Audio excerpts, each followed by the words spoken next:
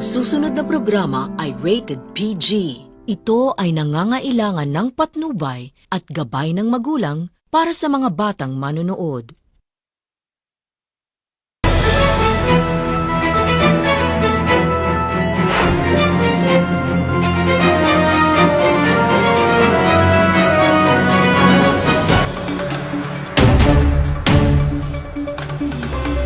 Magandang araw, Pilipinas, Luzon, Visayas at Mindanao. Narito kami upang maghatid ng nagbabalong balita. Ako si Milka Mercado. Ako naman po si Jane Carla Pilar, ang inyong maaasahang tagapagbalita. Mula sa mas malawak na paglilingkod, Jeremy Balaba. Isipin ninyo, isang araw, nagising ang mundo sa isang balita. Isang kakaibang sakit na kumakalat sa iba't ibang mundo. Libo-libong tao nagkakasakit at ang buong mundo ay nagiging ito. Mula sa isip ubot na maaaring mauwi sa isang malubhang sakit na nagbabanta sa buhay ng maraming tao. Ito ang mga sakit na nagiging dahilan ng pangamba at pag-iingat ng buong mundo. Kabilang sa kanilang mga gawain ang pagsubaybay sa mga sakit, pagbibigay ng mga impormasyon, at pagtulong sa paggawa ng mga bakuna at gamot. Ito ang RCLIT, ang inyong magkakatiwalaang balita tungkol sa mga isyong panlipunan. Para sa karagdagang detalye, narito si Lanzo nga nagbabalita. Yes, Carla. Magandang araw. Ako si Lansunga. Narito ngayon upang talakayin ng isang malagang isyong pangkalusugan na nakakaapekto sa maraming bansa sa buong mundo. Ang Severe Acute Respiratory Syndrome o SARS ay isang viral respiratory disease na dulot ng coronavirus. Ito ay isang sakit na maaaring kumalat sa pamamagitan ng ubo, pagbahing at malapit na pagkipag-ugnayan sa taong may sakit. Ang sakit na ito ay unang lumitaw noong November 2002 sa Guangdong, China. Mabilis itong kumalat sa iba't ibang bansa dahil sa paglalakbay ng mga tao sa iba't ibang bahagi ng mundo. Upang mas maunawaan ang epekto ng sakit na ito sa mga tao, makakausap natin ang isa sa mga tao nagkaroon ng SARS. Nakatutok si Cyril Pineta. Magandang araw po. Maaari niyo po ba kami bigyan ng konting impormasyon tungkol sa iyong karanasan na nagkaroon ka ng SARS? Magandang araw din po.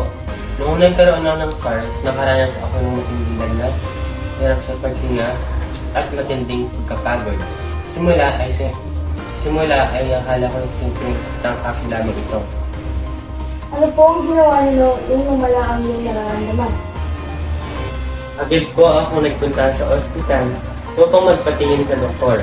Doon po nila nalaman na ako ay may SARS at kailangan i-isolate upang maiwasan ang ganitong klase ng sakit.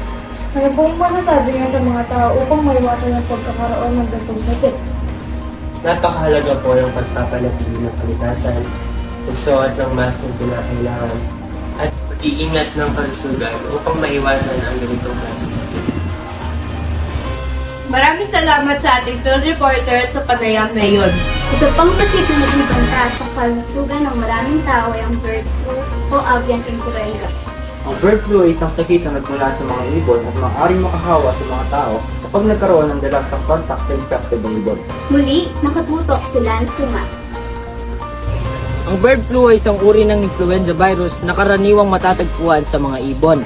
Sa ilang pagkakataon, maaari itong makahawa sa tao. Ang mga sintomas nito ay maaaring kabilang ang lagnat, ubo, hirap sa paghinga, at pananakit ng katawan.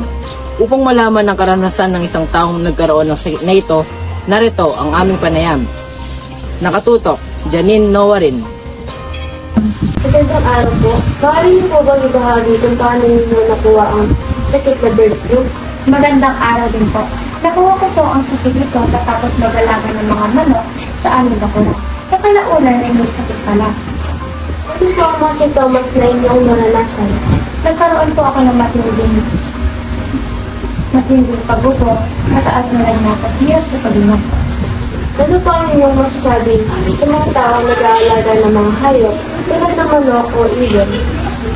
Mahalaga po ang pagiging maingat sa paghahawak ng mga hayop para maiwasan ang mga sakit.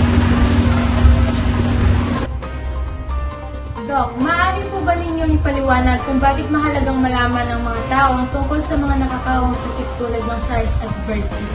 Napakalaga po ng pagkakaroon ng sapat na kaalaman ang mga tao tungkol sa mga nakakawang sakit dahil ito ang unang hakbang upang maiwasan ang pagkalat nito. Kapag alam ng mga tao ang mga sintomas, paraan, pagkalat at mga hakbang sa pag-iingat, mas nagiging handa sila upang protektahan ang kanilang sarili at ang kanilang komunidad. Ano po ang ilan sa mga simpleng paraan upang maiwasan ang pagkalat ng mga ganitong sakit? Napakahalaga ng paghugas ng kamay, pagsusot ng mask kung kinakailangan, pagtakip ng bibig kapag umubo o bumabahi, at ang pagpunta agad sa doktor. Kapag may sintomas, mahalaga ang pagpapanitin ng kalinisan sa kapaligiran. Maraming salamat po, Doc, sa inyong mahalagang impormasyon. Sa ating talakayan ngayong araw, nalaman natin na ang tungkol sa mga sakit ng isang nagdulot ng pangamba sa buong mundo. Naintindihan din natin kung paano kumakalat ang mga sakit tulad ng SARS at bird flu, at kung paano natin maiiwasan ang mga ito.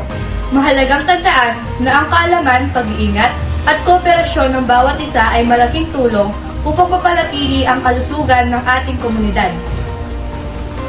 Sa tamang impormasyon at samang-samang pagkilos, maiiwasan natin ang pagkalat ng mga nakakahawang sakit.